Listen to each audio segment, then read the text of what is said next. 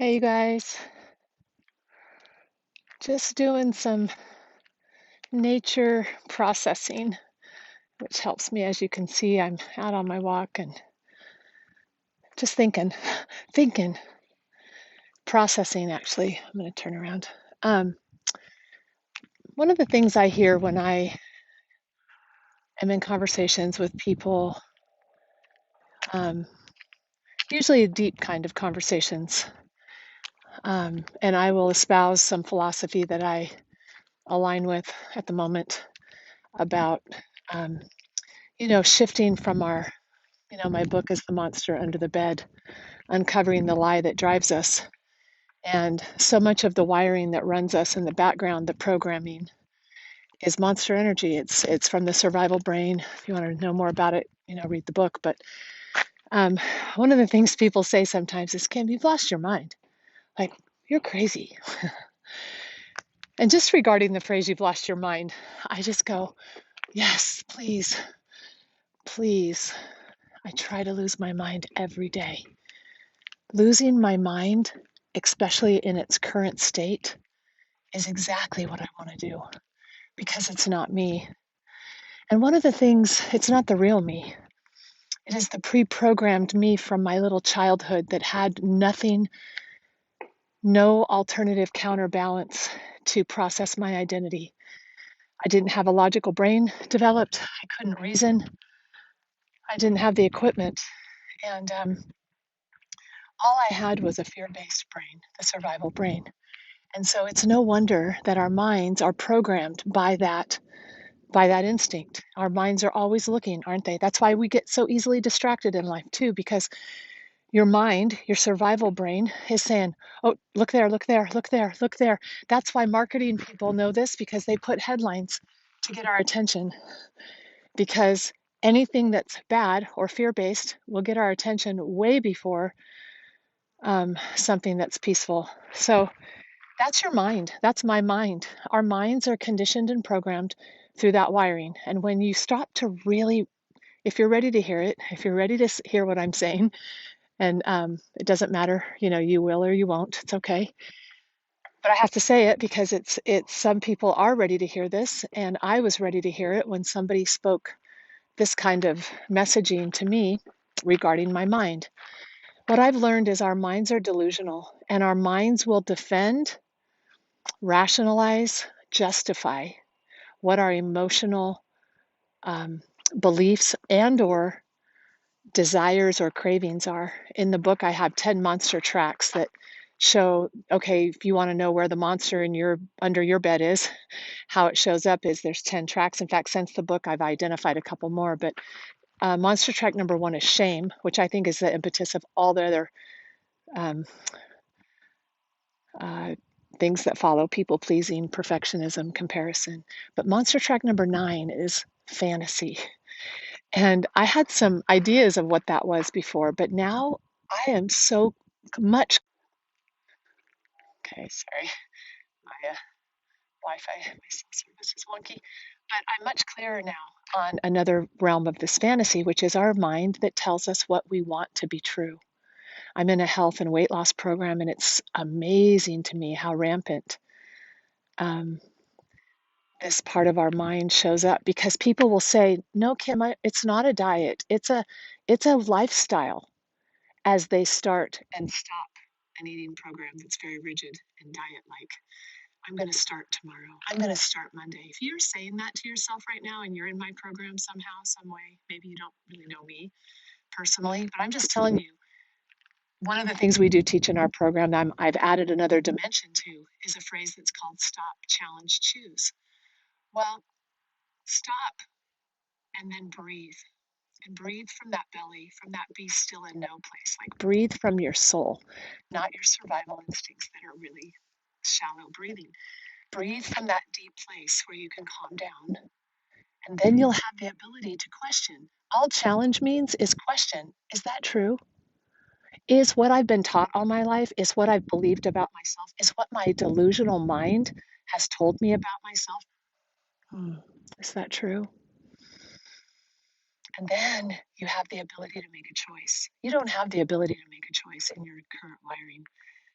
because you didn't choose the wiring you have, you didn't choose the thoughts you have, you didn't choose the emotions you have.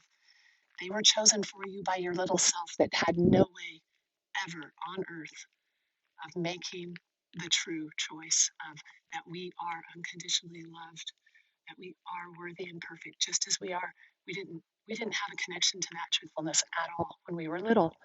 So then we made a decision about ourselves that was inaccurate. But we've been at the mercy of that delusional brain that keeps telling you, no, you can't do that. You better not try that. You better. And you know what? You can't help that you can't do it, Kim. You had a sucky childhood. You know what? You were abused. You were molested. You had.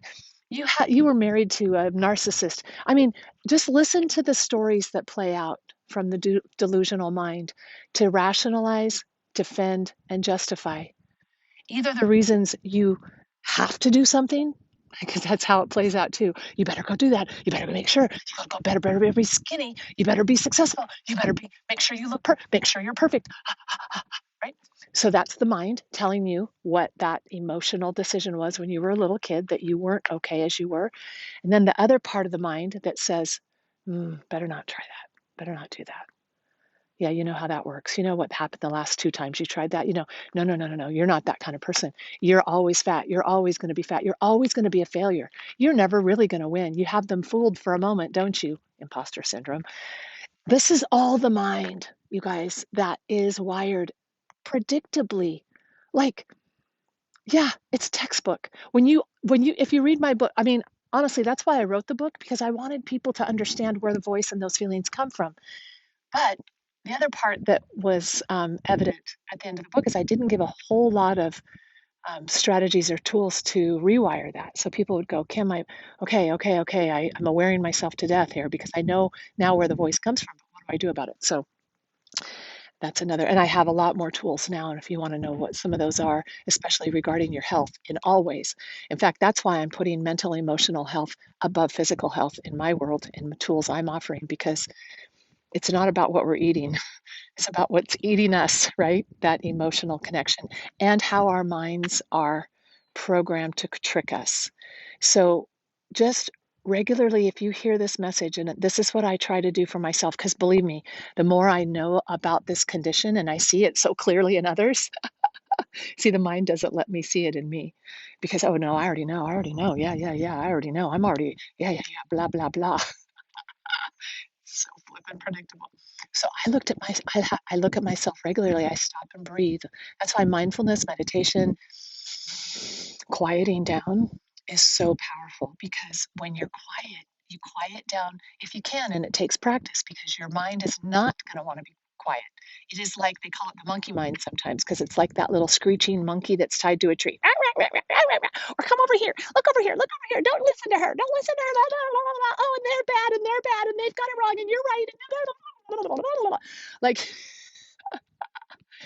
so when you get quiet and you try and you practice getting quiet, it's a practice. It's a return to quiet. It's a return. It's a function of returning. It's not a function of perfection and getting it. I've had so many people, Kim, I can't meditate. I can't quiet my mind. I'm like, I know. That's why don't call it meditation then. Just call it, I'm watching all the thoughts that are running through my mind as I'm taking deep breaths. Now, does that make you feel like you're doing it right? Anyway, so regularly when I get quiet, and as I've learned to know when to come to my quiet place, then I can stop, breathe, and then I challenge. Is that true? Is what I've believed about whatever subject, pick a subject, any subject that you have strong feelings about that you don't even know? Listen to this. This is how deep these beliefs are. It's water. I think of it like a fish. You don't even know you're in the water because it's so much of who you are, and your identity has been so much formed by this water. And when you can stop and breathe, question, is that true? Am I a failure? Have I always sucked at this? Am I always going to be fat and a failure and unsuccessful? Am I never going to be good enough? Just question, which just means challenge. And then listen to the still small voice. Listen to the voice that actually is there if you will bring awareness to it. And now that you know it's there, and you know it's there, you have a deep sense of it. It calls to you, it pulls you, it brings your desires to the forefront every now and then for you to participate in a health program again, for you to participate. But then we have to do those inner tools of rewiring the brain, because the brain, like in my program, is going to tell you, oh, you're on a lifestyle program. You're not on a diet, as your behavior is indicating diet, diet, diet, because you keep just number one, focusing on weight loss. That's sure, that's natural, but if you stay there, you see what happens, right?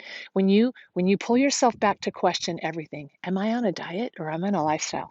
Am I do I really care about the people I say I care about? What are my actions showing? Do I really care about, am I really a Christian?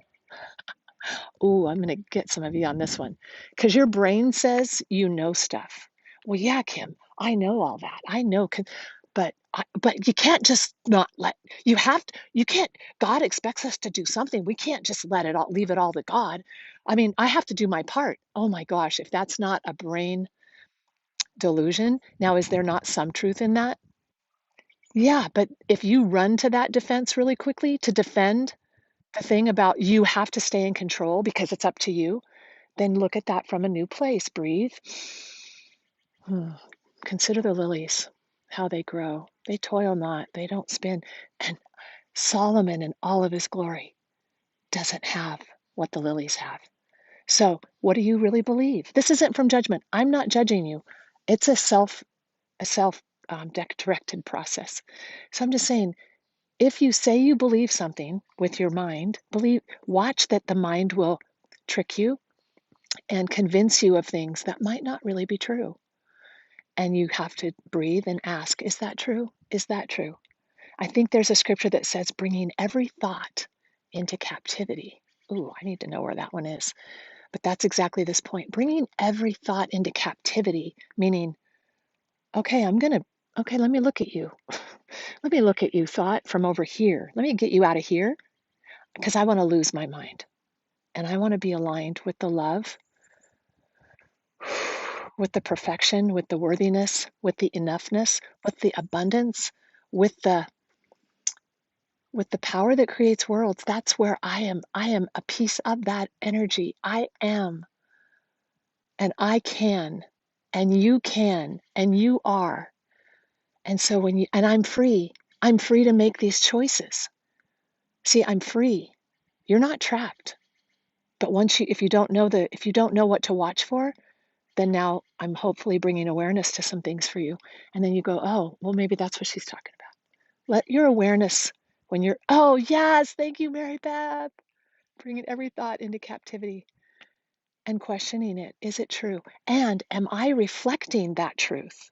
Not is it true? I think only that question, of course, but is it true for me? Is it true in my identity, or is it just true in my delusional mind or in my cerebral brain that has a ton of information? When I talk to people and they go, yeah, yeah, I already know. Yeah, I already know. I'm like, uh-huh. Yeah. What, but who are you? Who are you reflecting? Did you internalize into your identity that knowledge, or is it just knowledge that you feel smart about? Anyway, these are just my musings today. Thanks for listening. Love you guys.